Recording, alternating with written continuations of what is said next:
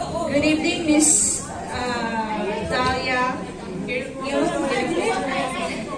And good luck. Here's my question.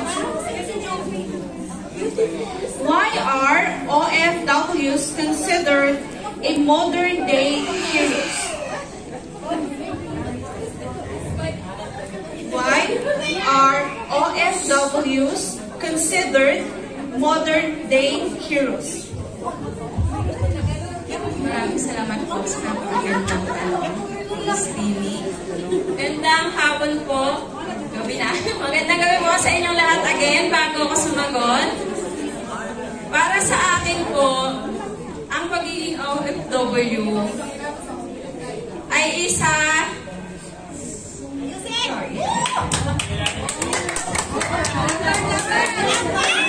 Ang OFW ay tinuturing na pag-asa ng bayan dahil marami tayong nagagawa na hindi kaya ng iba na nasa Pilipinas lang.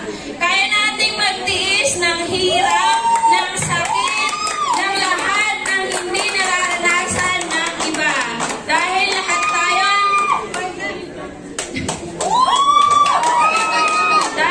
tayong OFW ay nararaos ang araw-araw na hirap, pagtitiis na hindi natin kasama ang ating mga pamilya. And I thank you.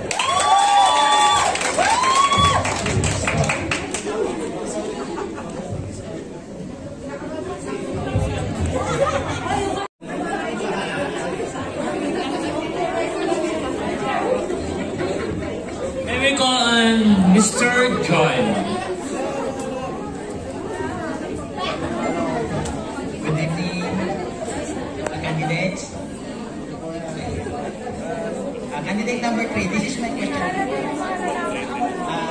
Being an OFW, what is the greatest achievement in your life? Can you pardon? I repeat, being an OFW, what is your greatest achievement in your life? Okay, magandang gabi po sa ating lahat. Kumusta po? Nagugutom na ang lahat. Ito po ang ating sagot.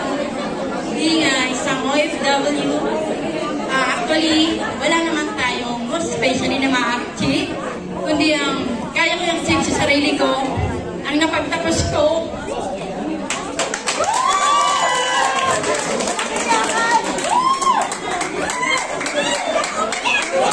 Walang iyakan! Napagtapos ko ang aking mga anak sa sariling sikap.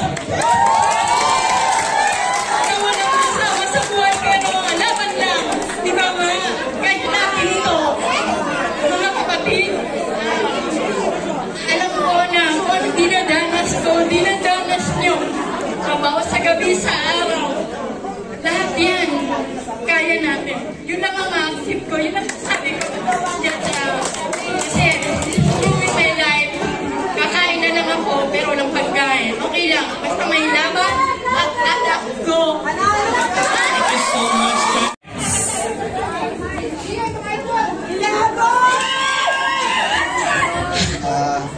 Magandang gabi sa inyo lahat. Sa mga bumubuo ng Casting members. Ito ang tanong ko. Ano ang pipiliin mo?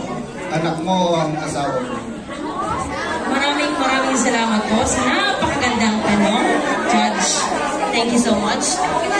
Para sa akin po, ang pipiliin ko sa tanong ni Judge Lover, anak. Bakit? Dahil kaya kong maghanap ng maraming asawa kung gugustuhin ko. Pero, ang anak, hindi mapapalitan. Thank you so much, candidate number 4. May we call on candidate number 5. Kasi walang anak ko, walang asawa. Oh, yung nag-submit mo. Okay, may we call on again Mr. Renz.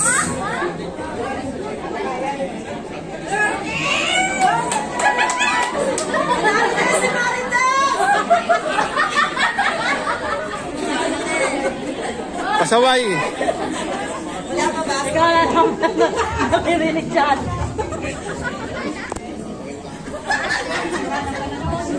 Pasaway. Pasaway.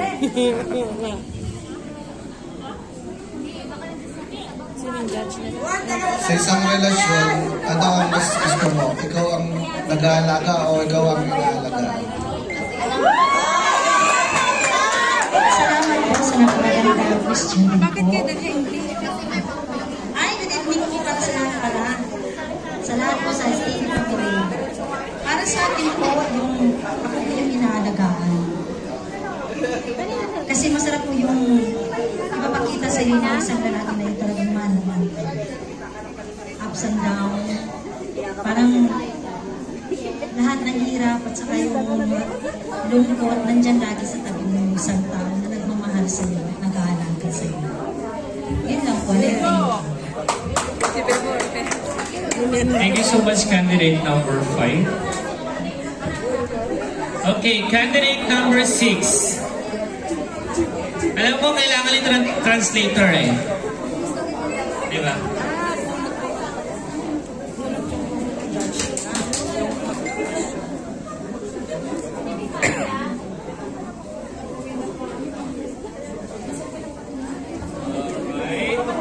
Judge TV. Kailangan ito ng translator, right? Meron pang talong dito. Meron pang talong dito. Ginuo ko. Good evening, Miss Helen. Ang ganda mo. Thank you. Ito yung tanong ko. English lang. What is the most rewarding aspect of being an OFW? Thank you for that wonderful question. The most aspect being OFW is being to able provide to their families so that the family to become happy and because the family no need nila na to provide and to support to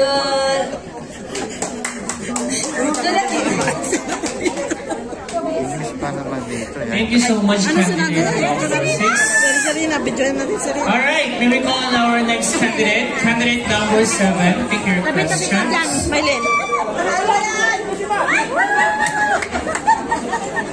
Pasaway ka, no? Nervyos! Nalo na! Ayan na yung bumaba ka na dyan! Oh, kailangan ba ng tulong namin? Tropang baliwag lang! Ayan na si Tropang baliwag, Rina. Ang nervyosang Encantadia. Rina, ayusin mo para may pantawid tayo. Saan? Hindi? Gas lang din kami. Alright. May we call on Mr. John. Sama kayo.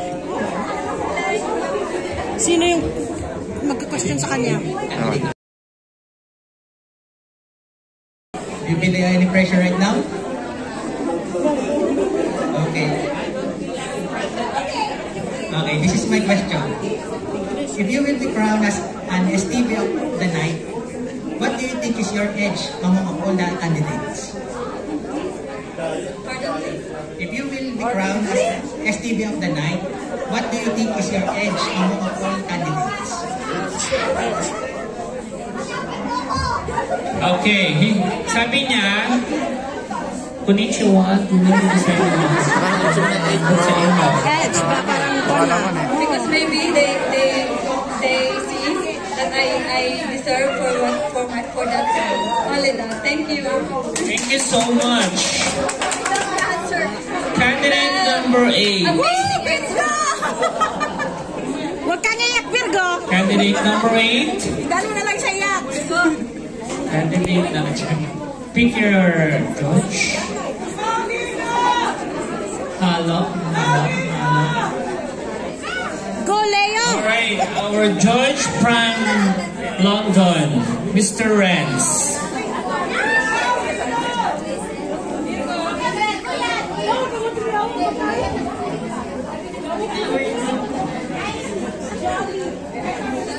Itong question ko sila. Tagay na tayo!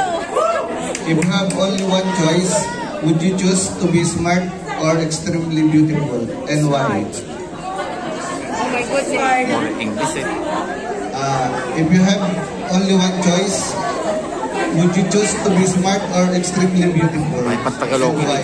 Natin gawin at kung hindi at sa pwede sorry Lord. Kung ano ang pwede natin gawin at hindi. At aanin mo ang kagandahan kung ang utak mo ay walang laman.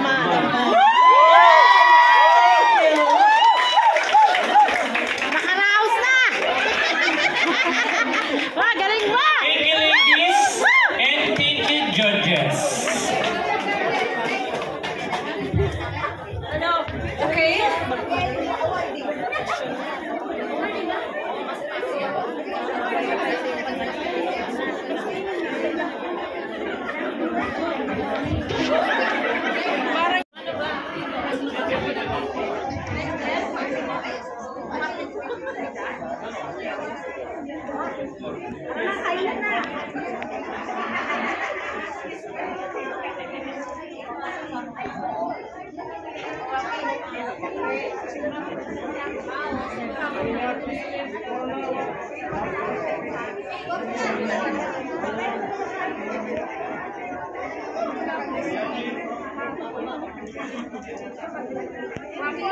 Bakit?